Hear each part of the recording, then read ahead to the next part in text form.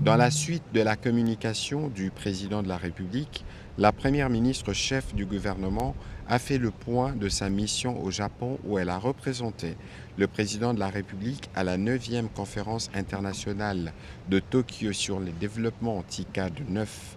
Elle a pris part le 21 août à la plénière sur la paix et la sécurité où elle a rappelé la résilience du peuple congolais, l'engagement de notre pays dans la stabilisation régionale et la nécessité d'un soutien accru de nos partenaires. En marge de cette grande conférence, elle a eu plusieurs rencontres bilatérales, notamment avec le Premier ministre du Japon, le président de l'Angola, les chefs de la délégation de la Côte d'Ivoire ou encore de l'Égypte, ainsi qu'avec les responsables de l'Agence japonaise de coopération internationale JICA, de l'Organisation japonaise du commerce extérieur JETRO, l'Agence des Nations unies pour les réfugiés et bien d'autres. Cette mission a permis de renforcer l'image de la République démocratique du Congo au Japon et d'intensifier nos efforts de communication internationale pour présenter notre pays dans toute sa richesse et non uniquement à travers le mine. Sur ce, notre pays a pu obtenir la levée des restrictions des crédits ainsi que la promesse de renforcer la coopération économique et sécuritaire après avoir dissipé tout malentendu avec les précédents projets, notamment le projet G24 qui concerne la réhabilitation de la centrale Inga 1.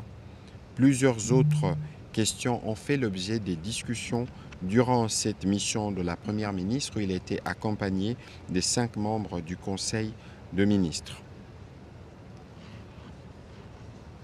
Toujours dans le chapitre du complément d'information de la Première ministre, elle est revenue sur l'évaluation des engagements du gouvernement à l'égard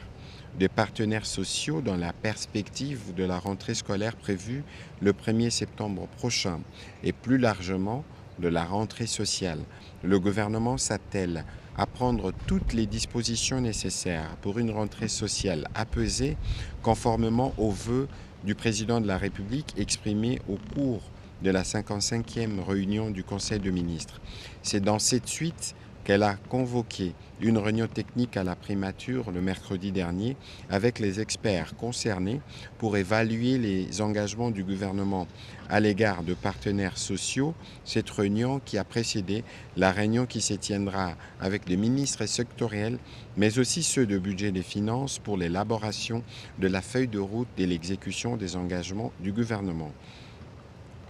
Et pour conclure son intervention, la Première ministre a évoqué la nécessité de la relance et de la redynamisation du secteur des assurances afin de les rendre plus compétitifs et les hisser au niveau des standards internationaux conformément au pilier 1 du programme d'action du gouvernement, notamment sur la nécessité de poursuivre la réforme des assurances et des réassurances, tout en reconnaissant les efforts déjà entrepris pour réformer les secteurs. Elle a souligné que le gouvernement s'est engagé à faire de ces secteurs un pilier stratégique de notre développement économique, un outil indispensable dans la mobilisation de ressources financières devant renforcer l'investissement productif et la stabilité économique au service des différents secteurs en manque des capitaux frais.